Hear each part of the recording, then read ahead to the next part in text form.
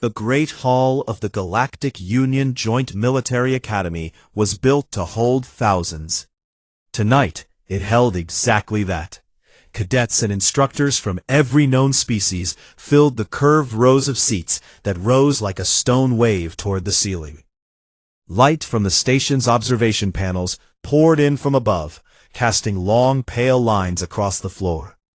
The air smelled of a dozen different atmospheres, filtered and blended so that everyone could breathe. It was the night of the annual combat seminar, a tradition older than most of the species attending it.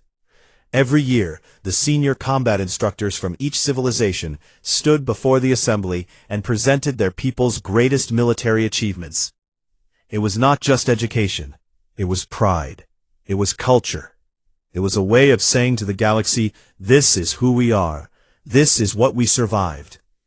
The Tassican went first. Instructor Vorel, a towering creature that looked like a mantis carved from dark stone, walked to the center of the stage with the heavy confidence of someone who had killed many things and remembered all of them.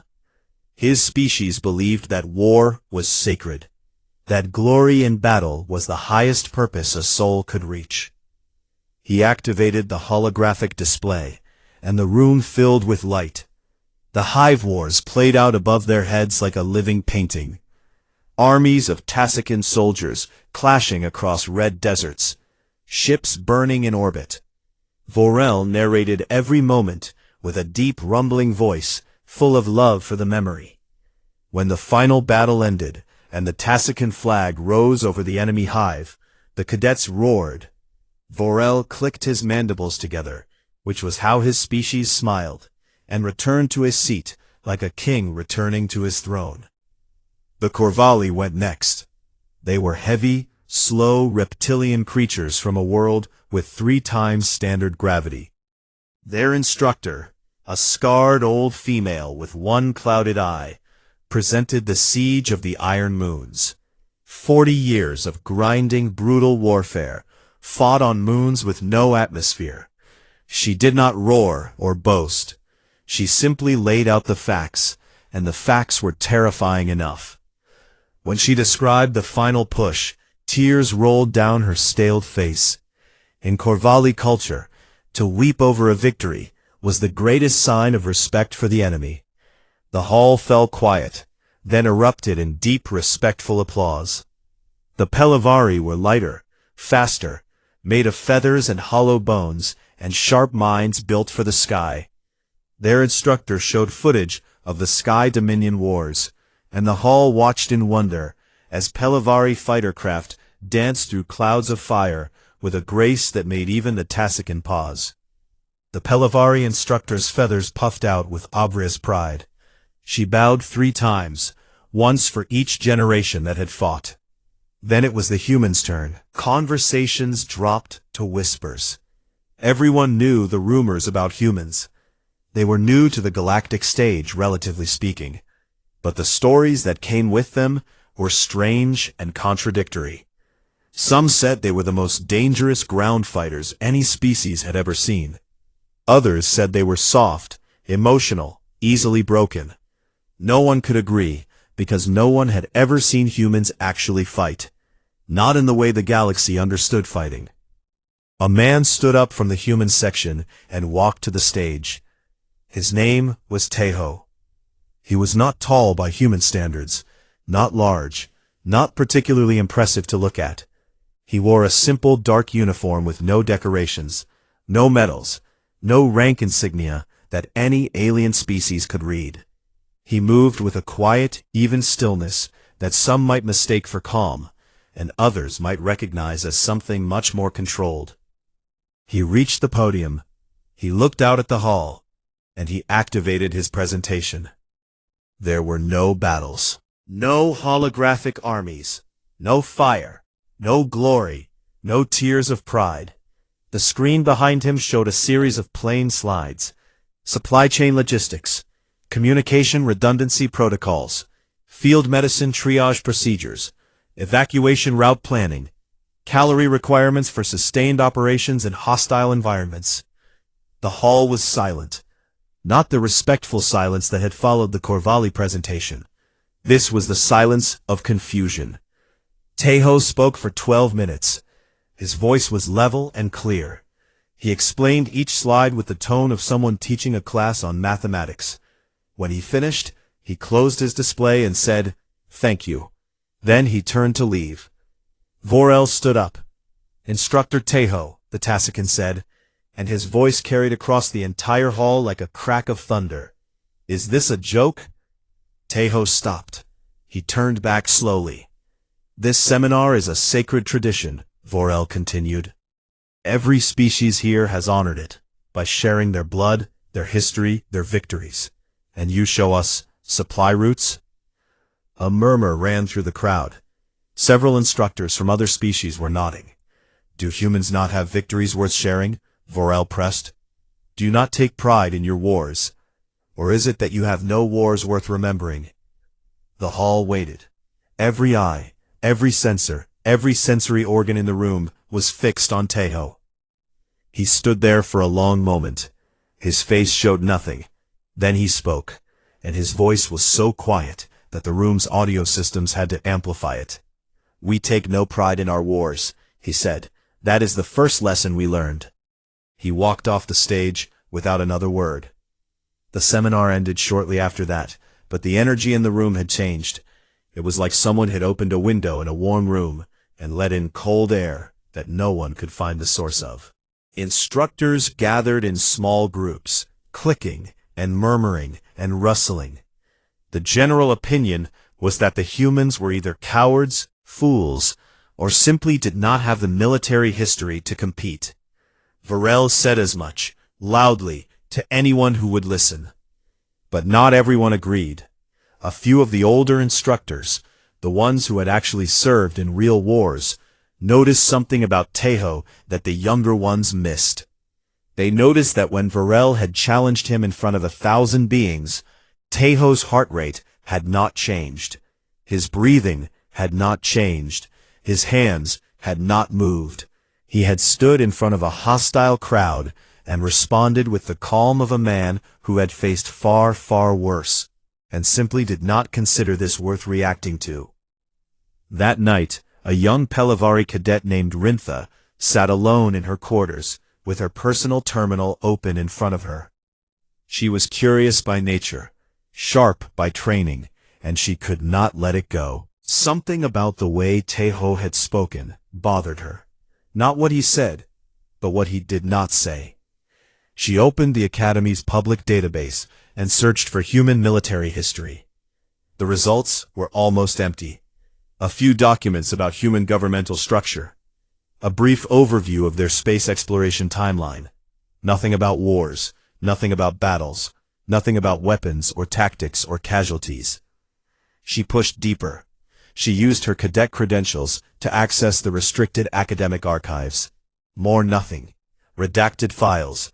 Blank pages where data should have been. She pushed further, using every access path she knew, until she hit a wall she had never seen before. A classification level she did not even know existed. A single line of text appeared, glowing in the dim light of her room. Access denied. Classification Black Omega. By order of the Human Confederacy and the Galactic Union Joint Security Council. Rintha stared at the screen. In her 3 years at the Academy, she had accessed files on weapons of mass destruction, extinction-level events, and biological warfare research. None of them had carried this classification. She leaned back in her chair and felt, for the first time since arriving at the Academy, something she could not quite name. It sat in her chest like a cold stone. Later, she would recognize it for what it was. Vorel did not sleep well in the days that followed the seminar. It was not the embarrassment of being ignored by a species he considered inferior. It was something else. A small, sharp feeling at the back of his mind, like a thorn he could not reach. The human had stood in front of 1,000 warriors and shown them nothing. Either that meant there was nothing to show, or it meant there was something so heavy that showing it was not an option. Vorel decided to find out which one it was. He used his senior instructor credentials to pull every human file the Academy's systems would give him. Training evaluations, physical performance records, sparring results, simulation scores. The classified military history was untouchable, locked behind that strange black Omega wall. But the Academy's own internal records were open to senior staff. What he found made him sit very still for a very long time. The human cadets were not average. They were not even above average. In every combat simulation the Academy had run in the past 6 years, human cadets had scored in the top 5%. Consistently, across every category. Close quarters combat, long-range engagement, survival scenarios, urban warfare, zero-gravity fighting. They were not the strongest species. They were not the fastest. But they scored higher than species that were both stronger and faster. And the evaluator's notes said the same thing over and over again. Extraordinary adaptability, unpredictable problem-solving, extreme persistence under stress. But here was the part that made the thorn in Vorel's mind dig deeper. The human cadets never put their names on the competitive rankings board. Every species at the Academy used the board. It was a matter of honor. You fought well, you earned your place on the board, and everyone can see it. The humans opted out every single year. When they won sparring matches, they helped their opponents stand up. They said nothing about the victory. When they broke simulation records, they did not celebrate. They just logged the result and moved on. It was as if winning meant nothing to them, or as if it meant something so different from what other species understood that there was no common ground. Vorel went to find Yuna. She was in the medical wing, organizing supplies with the careful speed of someone who had done it 1,000 times before. She was young for a human instructor, with a round face and a warm smile that appeared easily and often. The cadets liked her. She was patient with injuries and generous with painkillers. Vorel entered the medical wing and stood in front of her, his full height casting a shadow across the supply shelves. Most beings in the Academy found Vorel intimidating. Yuna looked up at him and smiled, as if he were a friend arriving for tea. "Instructor Vorel," she said, "did you hurt something, or are you here for conversation?" "Conversation," he said. He did not sit. Tasikin did not sit. "I want to understand your people." "That is a big project," Yuna said. "Want to narrow it down? Your combat history, why do you hide it?" Yuna's smile did not disappear, but it changed. It became the kind of smile people wear when they are holding something heavy and trying not to show it. She put down the supplies she was sorting and looked at Vorel directly. "It is not secrecy, instructor," she said. "It is grief." Vorel clicked his mandibles in confusion. He understood grief. The Tasikin grieved deeply for fallen warriors. But grief and glory were partners in his culture. You grieved because the fight was hard, and the hardness made the victory more beautiful. The grief made the glory shine brighter. He said as much to Yuna. She shook her head slowly. "For us," she said, "the grief ate the glory. There is nothing sweet left." Vorel did not understand. He said so honestly, and Yuna seemed to respect that honesty, but she did not explain further. She simply returned to her work and said, "Give it time." On the other side of the station, Rintha was not giving anything time. She had spent 3 days thinking about that red screen, that black Omega classification, and the emptiness where human military history should have been. She had decided to go directly to the source. She found Tejo in a training room, alone, running a simulation on a wall-sized display. He was studying terrain maps with the focus of someone reading scripture. She stood in the doorway until he noticed her, which took less than 2 seconds, even though she had made no sound. His eyes moved to her the way a hunting bird's eyes move to motion, fast and certain. "Cadet Rintha," he said. "Not a question. Instructor Tejo, I would like to ask you something, and I will be honest about why." He studied her. His face was calm, but not empty. There was something behind it. Something working, calculating, deciding. After a moment, he nodded. "I want to understand human military thinking," she said. "Not for gossip. Not to cause problems. I am training to be a field commander. Someday I may serve alongside humans, or I may face an enemy that fights like humans. I need to understand." Tejo was quiet for a long time. Long enough that Rintha began to think he would refuse. Then he turned to the display and said, "I will show you something. Not the classified files. Something simpler. A training exercise." He pulled up a tactical scenario on the screen. A colony world under siege. Civilian population trapped in a central district. Enemy forces surrounding them. No reinforcements available for 72 hours. Standard problem, used in a dozen species military academies. "Solve it," he said. Rintha studied the scenario. She knew this type of problem. The Pelavari approach was clear in her mind.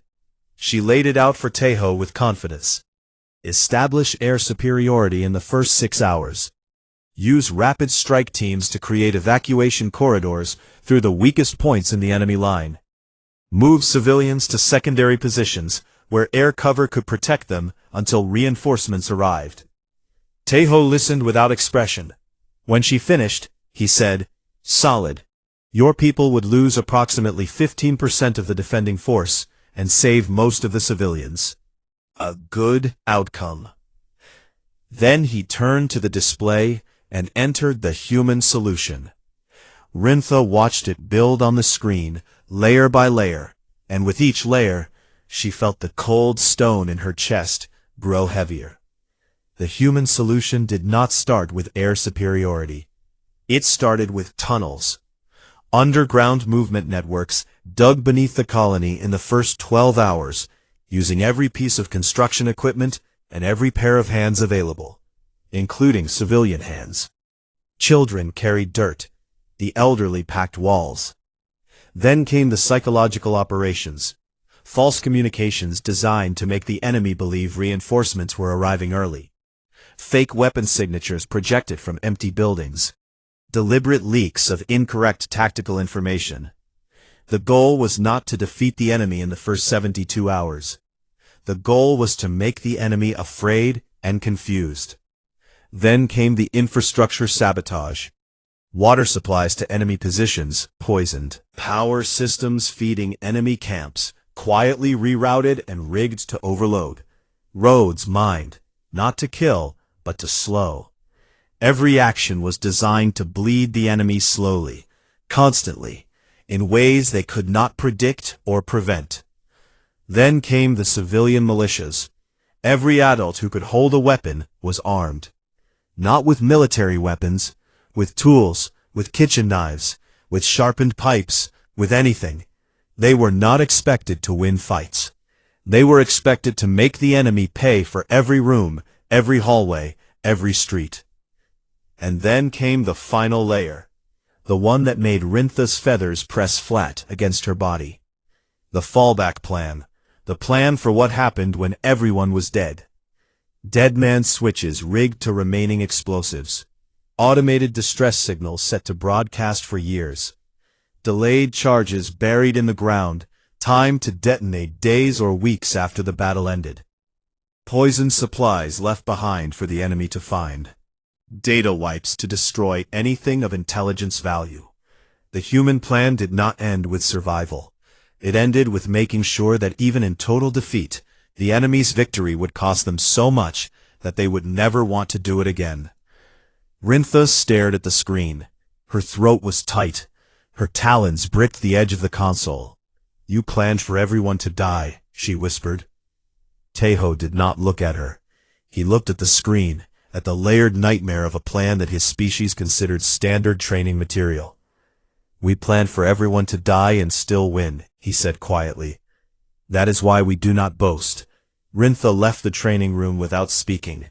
She walked through the corridors of the academy with her wings pulled tight against her back, which was the Pelavari body language for distress.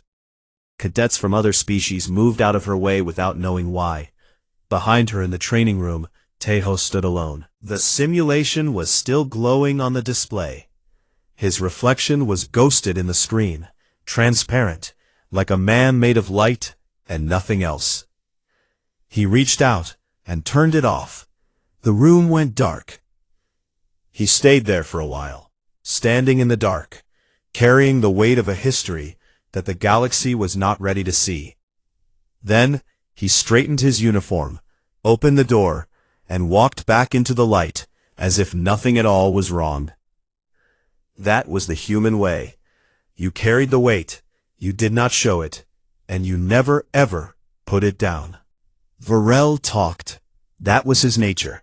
The Tasican were a proud and loud people, and when something bothered them, they did not swallow it quietly. They spoke about it, argued about it, turned it over in the open air until it made sense or broke apart. So Varel talked to the other instructors about what he had found in the human training records, the scores, the silence, the way the humans treated victory like something to be cleaned up rather than celebrated. At first, the other instructors reacted the way Varel expected. Some laughed, some dismissed it. The Corvalli instructor said that perhaps humans were simply a modest species, and modesty was a fine quality but not a military one. A Pelavari flight instructor suggested that humans were good at simulations, but might fold in real combat, the way some species performed well in training, but broke under the weight of actual war. But then the watching started. It began small. An instructor here, a senior cadet there, paying closer attention to the humans in their classes. And once they started watching, they could not stop, because the things they noticed were not small. A Corvalli combat instructor named Delgo was the first to report something strange. He taught a close-quarters fighting class, and he had 4 human cadets in his section. He had always considered them decent but unremarkable fighters. They were not as strong as the Corvalli. They were not as fast as the Pelavari. They did not have the armored bodies of the Tasican. But Delgo noticed something he had never paid attention to before. The human cadets never turned their backs to the door. It did not matter where they were. Classroom, mess hall, training room. They always sat where they could see the entrance. They positioned themselves in corners and against walls. They tracked movement in the room, the way a predator tracks prey, with small, constant movements of their eyes that most species would never notice unless they were looking for it. Delgo had fought in 2 wars. He recognized the behavior. It was not something taught in a classroom. It was something that grew inside a creature that had lived in danger for so long that the danger became part of its body. He had seen it in old soldiers, veterans who had spent years on the front lines. But the human cadets were young. Some of them had never seen combat. The behavior was not learned. It was inherited. A Pelavari flight instructor named Cora noticed something different. She ran high-stress simulator exercises where cadets had to respond to sudden, unexpected threats. Alarms, explosions, system failures. Every species had a startled response. The Tasican raised their bladed arms. The Corvalli hunched and hardened their scales. The Pelavari spread their wings and prepared for flight. The humans went still. Not frozen, not paralyzed, still. There was a difference, and Cora could feel it even if she could not explain it. When a loud alarm shattered the silence of the simulator, every species in the room flinched or moved or reacted in some visible way. The humans just stopped. Their breathing slowed. Their eyes locked onto the threat. Their bodies became completely, perfectly motionless, like a predator in tall grass, waiting for the exact right moment to move. It lasted less than a second. Then they acted, fast and precise, and without wasted motion. But that moment of stillness stayed with Cora. She had studied predator species across the galaxy for her doctoral thesis. She knew what a predator looked like when it was deciding whether to fight or flee. The humans were not deciding whether to fight or flee. They were deciding how to kill. Rintha brought all of these observations to Director Olshan. The director's office was at the top of the Academy's central tower, a wide, quiet room filled with water features that reflected the old Delvani's aquatic origins. Olshan was ancient. His skin was pale blue and translucent, and the slow pulse of his circulatory system was visible beneath it like rivers seen from orbit. He had served as director for 40 years. Before that, he had been a diplomat. Before that, a soldier. He had seen more of the galaxy than most species ever would. He listened to Rintha with patience. She laid out everything: the scores, the behavior, the stillness, the training simulation Tejo had shown her, the Black Omega classification. When she finished, she was breathing hard, her feathers raised, her talons gripping the arms of her chair. Olshan was quiet for a long time. The water in his office made soft sounds in the silence. Then he said, "The humans did not request that their records be classified." Rintha blinked. "What?" "The classification was not their idea. The Galactic Union classified them. Our own military psychologists recommended it." Rintha felt the cold stone in her chest drop into her stomach. "Why?" Olshan folded his thin, webbed hands together. "Because when the first human military delegation presented their full, unredacted history to the Union Council, the response was not what anyone expected. 7 council members required psychological treatment afterward. 2 of them resigned from their positions within a month. One species, the Veldani, attempted to withdraw from the Union entirely. They had to be talked down over the course of 3 weeks. Rintha said nothing. She could not think of anything to say. "It was not any single war," Olshan continued. His voice was careful, like a man walking on thin ice. "It was the pattern, the frequency, the scale. Humans have been waging organized war against each other for over 10,000 years. Not skirmishes, not territorial disputes. Full-scale wars involving millions of soldiers, entire continents, weapons that could destroy cities in a single moment." He paused, and when he spoke again, his voice was even quieter. "And the most disturbing part, Cadet, was not the scale. It was the target.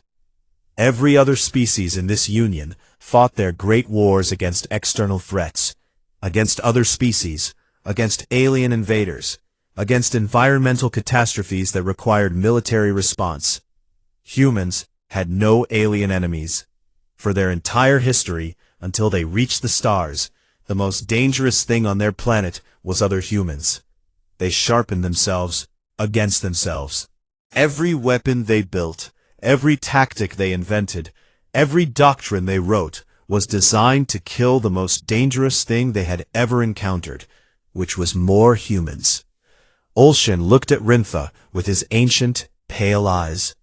"Every military doctrine they have was built to defeat an enemy, exactly as smart, as adaptable, as creative, and as relentless as they are. Think about what that means, Cadet. And then think about what it means to face a species whose entire military history is a record of fighting the hardest enemy in the galaxy and winning." Rintha left Olshan's office feeling like the station's gravity had doubled. That same evening, Jiwan found Vorel. Jiwan was the human intelligence liaison at the Academy, a thin man with a forgettable face and eyes that forgot nothing. He had a way of appearing in rooms without anyone noticing when he arrived. His official title said Administrative Coordinator. No one believed that was his real job.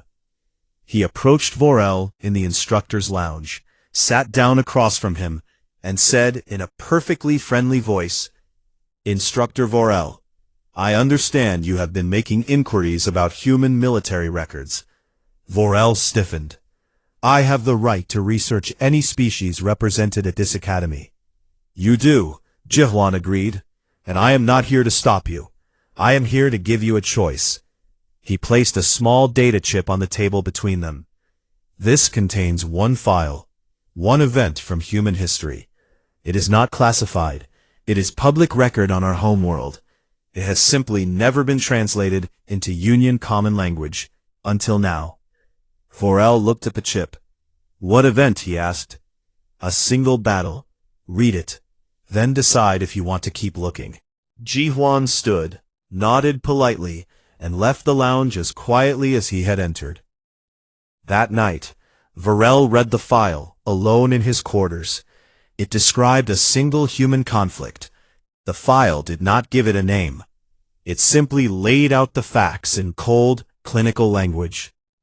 The conflict lasted 4 years. It involved multiple nations on the human homeworld. The total number of dead was approximately 20 million sentient beings, all of them human. The weapons used were, by human standards, conventional. No nuclear devices, no biological agents. Just metal and fire and human will, applied with relentless, grinding persistence for 4 years without pause. The file described trenches dug into mud where soldiers lived for months, standing in water that rotted their feet, breathing air that was more poison than oxygen. It described attacks where thousands of humans ran into walls of automated gunfire and died in minutes. And then thousands more ran the same path the next day. It described weapons that burned the lungs from the inside. It described a single day of a single battle where 60,000 humans died between sunrise and sunset. And then the file noted, almost as an afterthought, that this was not considered the worst war in human history. Not even close. Vorel read the file twice. Then he turned off his terminal and sat in the dark. The thorn that had been in his mind for weeks was gone. In its place was something much larger. Something he did not have a word for in his own language. The next morning he found Taeho in the corridor outside the training facilities. The human was walking alone, as he always did, with that quiet, even stride that Vorel now understood was not calm, but control. Vorel stopped in front of him. The Tassican towered over the human. He could have broken Taeho in half with his bladed arms. But standing there, looking down at this small, quiet creature, Vorel felt something he had never felt before in the presence of a smaller being. He felt like he was standing at the edge of something very deep and very dark. And the only thing keeping him from falling in was the fact that the creature in front of him had chosen not to push. He said 2 words. I understand. Taeho looked up at him. Something passed between them. Not friendship, not fear. Something older and heavier than both. An acknowledgement between 2 soldiers that some truths are not meant to be spoken aloud. Taeho nodded once. Nothing more was said. They walked away in different directions, carrying different weights, and the corridor was empty again. A month passed. The academy continued its routines. Classes were taught, cadets trained, simulations were run and graded and filed away. On the surface, nothing had changed, but beneath the surface, something had shifted in the way the alien instructors moved around the humans, the way they spoke to them, the way they looked at them when the humans were not looking back. The jokes had stopped. No one called humans soft anymore. No one questioned their absence from the rankings board. When human cadets walked through the corridors, conversations did not stop exactly, but they grew quieter. There was a new kind of respect in the air, but it was not the warm respect that comes from admiration. It was the cold respect that comes from realizing you have been standing next to something dangerous for a long time without knowing it. Vorel had changed the most.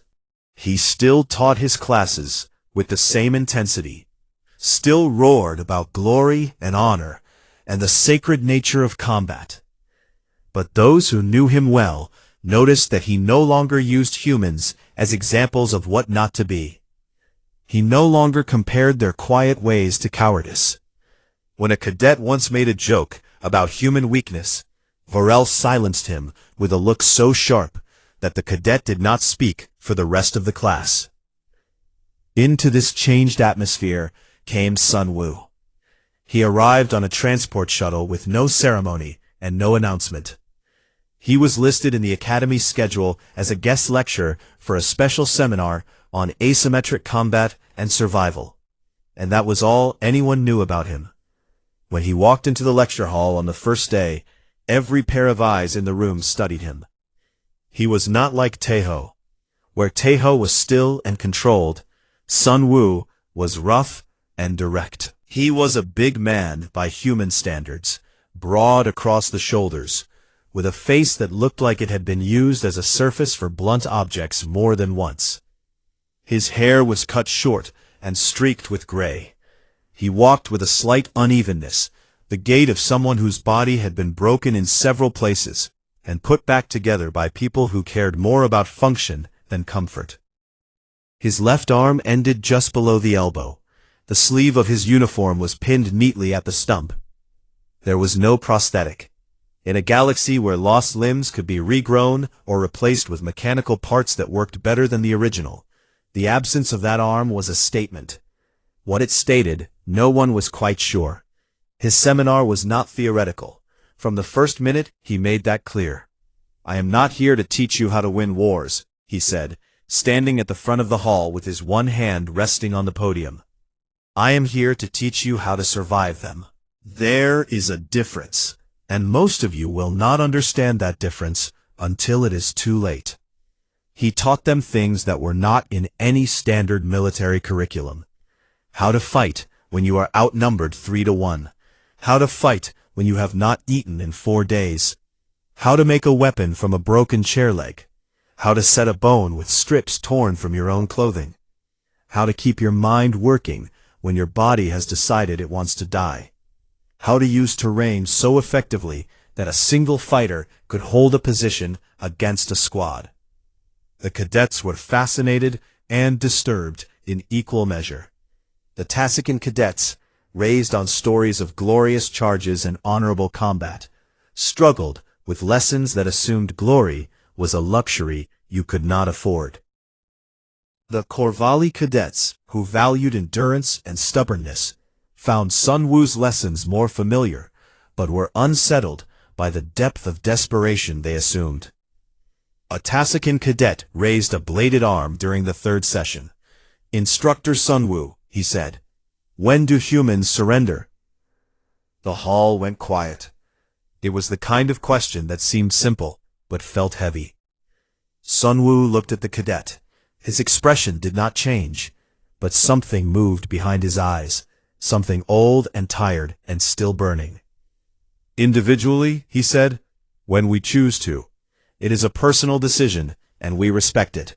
No human is required to die." He paused.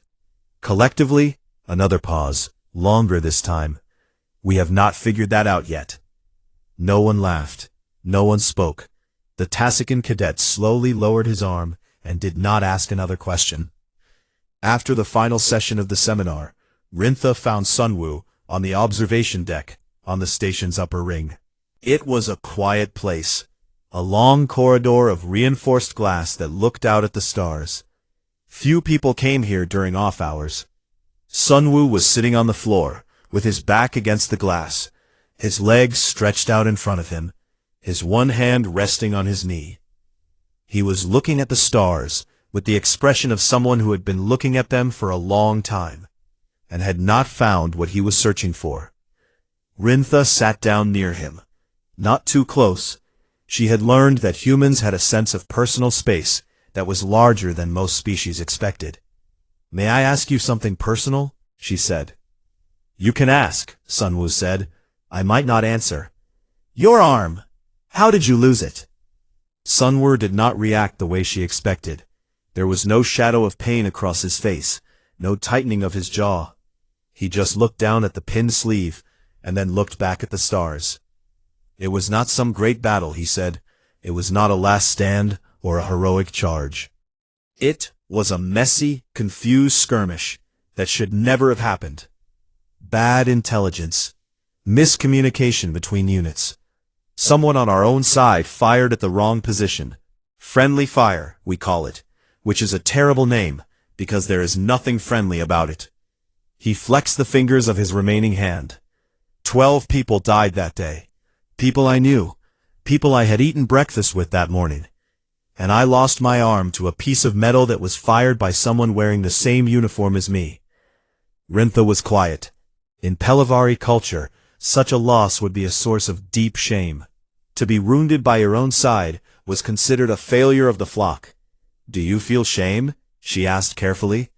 Sun Wu looked at her. "No. I feel sadness. There is a difference." He leaned his head back against the glass. "That is the truth about human war, cadet. It is not epic. It is not glorious. It is just waste. Enormous, stupid, heartbreaking waste. We are very, very good at it. We are good at the planning and the fighting and the killing, and we are good at the waste that comes with all of it." "Then why do you still teach?" Rintha asked. "Why come here to an academy full of species preparing for wars of their own?" Sun Wu was quiet for a while. The stars turned slowly outside the glass. Somewhere in the distance, a nebula glowed like a bruise on the face of the universe. "Because if I can teach these cadets, all species, to fight well enough, then maybe they will never have to fight the way we did. Maybe they will be strong enough that no war lasts long enough to become what ours became. Maybe," he said, and his voice dropped, "they will be good enough at the beginning that they never have to learn what we learned at the end." Rintha did not fully understand what he meant, but she felt the weight of it. She thanked him and left him there, sitting alone on the floor of the observation deck, with the stars turning around him, like a slow, silent clock. That night, in his office at the far end of the Academy's administrative wing, Taeho was reviewing a security report when Yuna came in. She did not knock. Humans who had served together long enough stopped knocking. It was one of those unspoken rules that Taeho appreciated because it meant he did not have to waste time on ceremony. Yuna sat down across from him and said, "Have you noticed the change?" "Yes. The way they look at us now. The alien instructors, the cadets. It is different from before. Quieter. More careful." "Yes. Do you think we did the right thing, keeping everything classified?" Taeho set down his report. He looked at Yuna, and for a moment, the mask of calm that he wore like a second skin slipped just enough for her to see what was underneath. Not anger. Not sadness. Exhaustion. The kind of exhaustion that sleep could not fix, because it lived in the bones. "The classification is not about shame," he said. "It is about responsibility. If the galaxy knew exactly what humans are capable of, not just the strength, not just the endurance, but the will, the creativity, the sheer absolute refusal to stop. Some species would want to weaponize us. They would want to point us at their enemies and let us do what we do. Others would want to destroy us before anyone else could aim us. The silence protects everyone, including us." Yuna nodded slowly. She understood. She had always understood. But understanding did not make the weight lighter. "And if there is ever a threat big enough that the silence has to break?" she asked. Taeho looked at her. His eyes were dark and steady, but behind them something moved. Something that had been sleeping for a long time and did not want to wake up. Something that every human carried somewhere deep inside, in the place where 10,000 years of war had been folded up and put away, but never ever forgotten. "Then God help whatever made us break it," he said. The words hung in the air between them like smoke. Yuna held his gaze for a moment, then nodded once and stood up. She left the office without another word, closing the door behind her with a soft click. Taeho sat alone in the silence. The stars turned outside his window, cold and distant and indifferent. He picked up his report and continued reading, because that was what humans did. They carried the weight, and they kept working, and they did not stop. Not because they could not feel it, because stopping was never something they learned how to do. 6 months had passed since the night Teho stood in front of the academy and showed them nothing. The station had completed another orbit around the pale star it called home.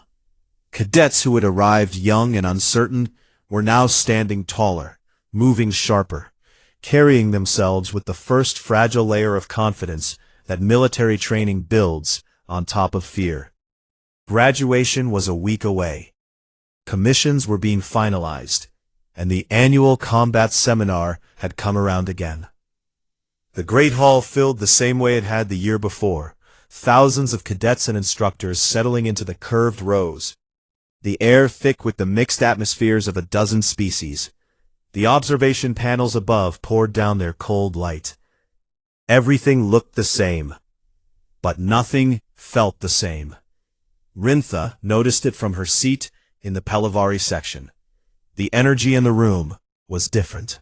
Last year, the seminar had felt like a celebration, a contest of pride where each species tried to outshine the others.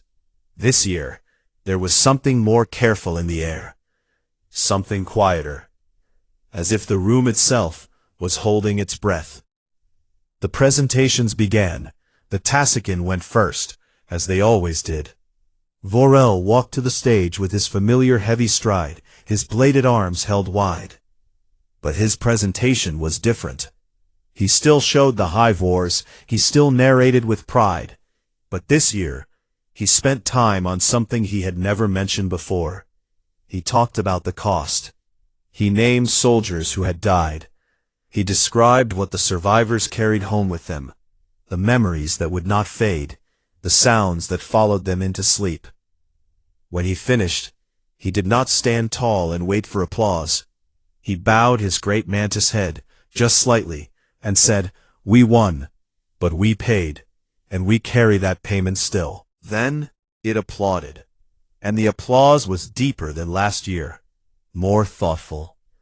The Corvalli presentation was similar. Their instructor still showed the siege of the Iron Moons, still wept at the end, but she added something new.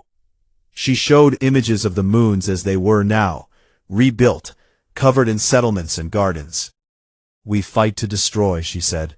"Then we live to rebuild. The rebuilding is the harder war." The Pelavari instructor was the most changed. She showed the Sky Dominion Wars, but she also showed the aftermath. Nesting grounds burned to ash, chicks who grew up without parents, migration routes that were abandoned for a generation because the skies above them were poisoned with debris.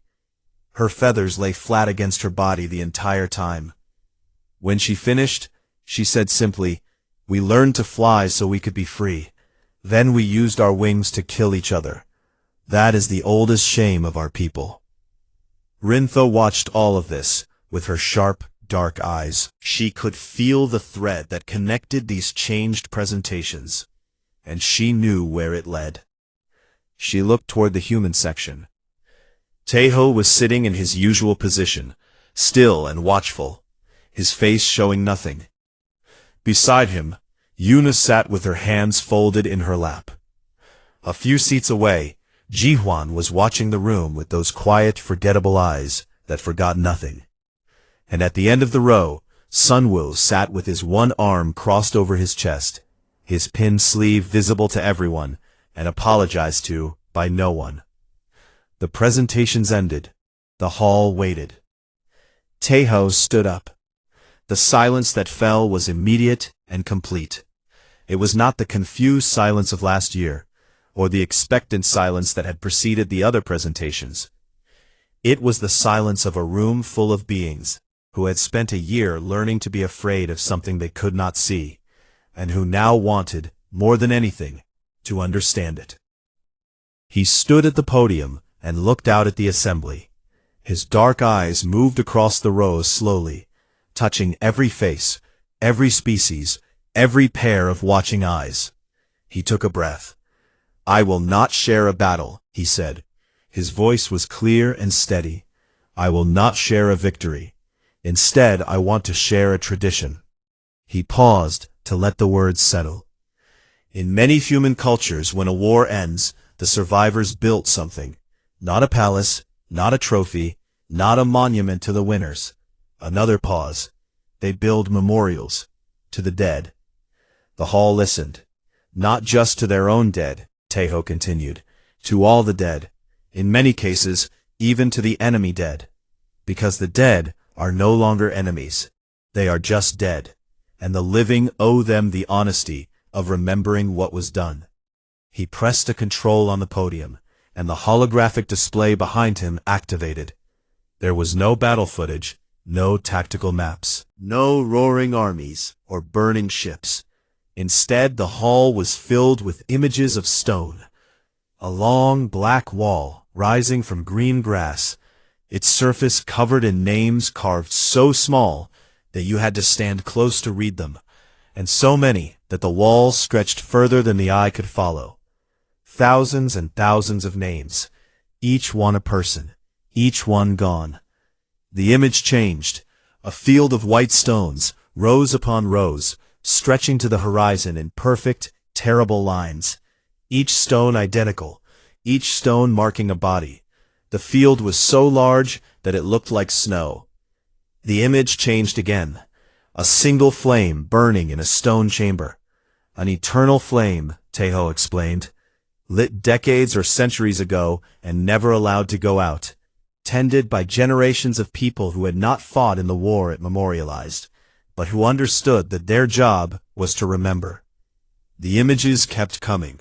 A pair of empty boots placed beside a rifle driven into the ground, a helmet resting on top, a garden planted in a crater where a bomb had fallen, a museum built inside the ruins of a city that had been burned to the ground, its broken walls left standing so that no one could pretend it had not happened.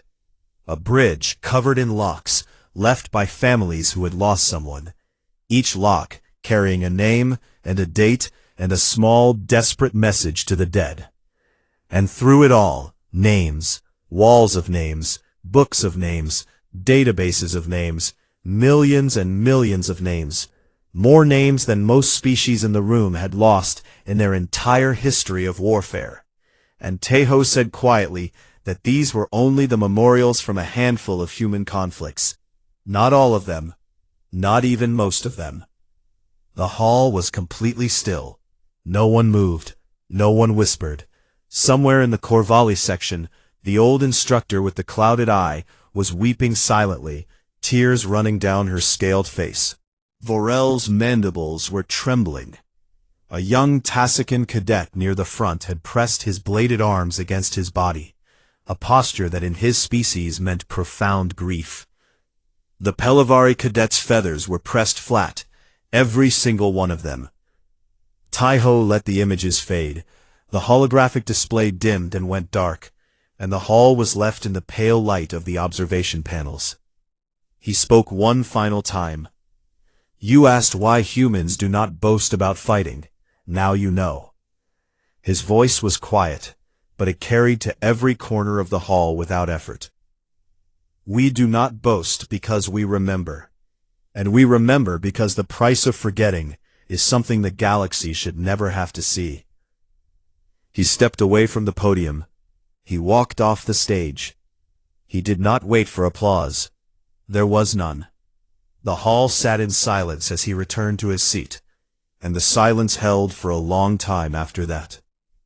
Not because no one had anything to say, but because everyone understood, in their own way, that words would make it smaller.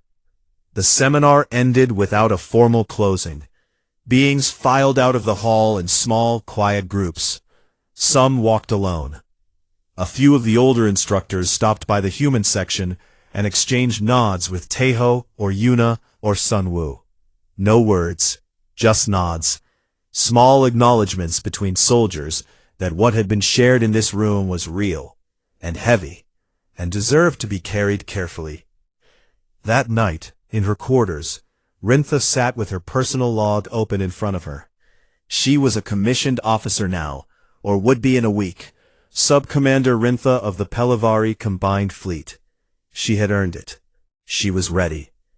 But she was different from the cadet who had sat in this same room a year ago, staring at a red screen that said access denied. She understood things now that she had not understood then. She understood why the galaxy's most dangerous species spoke the least about their wars. She understood why their files were locked behind a classification level reserved for extinction-level threats. She understood why 7 council members had needed treatment, and why 2 had resigned, and why 1 species had tried to leave the Union. She picked up her stylus and began to write. I understand now why human military records are classified at the highest level. It is not because humans are hiding their weakness. It is not because they are ashamed, though they carry shame the way others carry medals. It is because the galaxy is not ready to understand what a species forged in 10,000 years of self-inflicted war is truly capable of. Their weapons are not their greatest danger. Their tactics are not their greatest danger. Their greatest danger is that they looked into the worst of themselves, the very worst, and they did not look away. They carry all of it. And they have decided, as a species, that the carrying is the price of making sure it never happens again. She paused. Her stylus hovered over the screen. I hope no one ever has to find out what happens when humans stop being quiet. I hope the galaxy never faces a threat so great that the silence breaks and the files open and the memorials stop being enough. Because I have seen what a single human training simulation looks like, and I have read the sadness in the eyes of humans who have never seen combat but carry the weight of wars fought before they were born. If that is what they look like at rest, I do not want to see what they look like when they wake up. She ended her log with a phrase that Sun Wu had taught her during one of their conversations on the observation deck. He had told her it was something humans said, not as a boast, not as a promise, not as a threat. A quiet, desperate prayer to whatever force governed the universe. A prayer that the lessons they had paid for in blood would be enough. That the memorials would be enough. That the remembering would be enough. She wrote it in human script, carefully, the way he had shown her. Never again. She closed her log and turned off the light. Outside her window, the stars turned slowly, the way they always had, the way they always would, indifferent to the small, fierce creatures that lived among them, and fought, and died, and remembered. But the creatures remembered. That was the thing. That was the human lesson, taught in silence, learned in grief, and carried forward into the dark. They remembered, and they would not let the galaxy forget.